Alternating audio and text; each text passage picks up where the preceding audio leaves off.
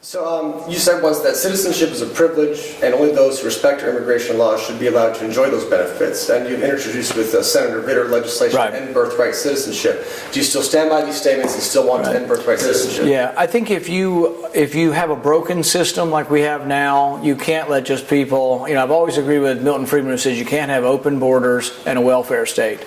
You can't become a magnet for the world and let everybody come in here, have children, and then they all become citizens. So I still do agree with that. If we fix our system, there's less pressure to change that. And I'm also in a minority because most people don't agree with that up here as far as changing the rules. But there's less pressure if you fix the system. But I'm not going to vote for anything unless it fixes the border security and unless it fixes the worker visa program. Because if you don't fix those, millions more will come. Same with like the DREAM Act. I have a lot of sympathy. There are probably kids your age or a little younger who've been here their whole life. They came here at 1, they don't even speak Spanish. They probably were in your high school class. Is it fair to send them back to Mexico? No. But is it fair to say they can stay and everybody else like them from Mexico can come also? That's a problem also.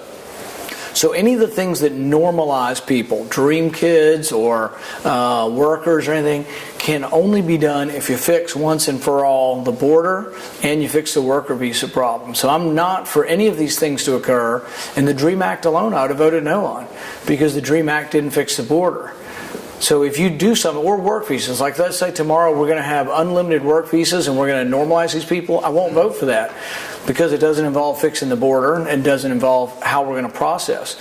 See, with the work visas, if you're going to get a work visa, I would have an instantaneous background check, and if you want to get welfare, I would have a simultaneous check. So if you want to get welfare, and if we have our way, people will look up in a file, and if you're on the work visa program, you wouldn't be eligible. Same way for voter registration. You should look up for voter registration, and if you're on the work visa thing, you wouldn't be eligible. They're not doing that now, and people tell me that once you get a driver's license, you can vote.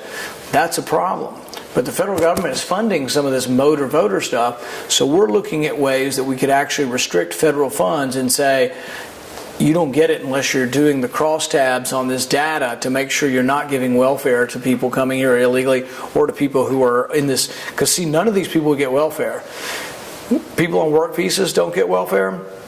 People with green cards don't get welfare. So these are things that may or may not be happening now, but that's part of what we're going to try to do to make the bill better. If we make it better, maybe we vote for it. If we can't make it better, maybe we don't. Okay.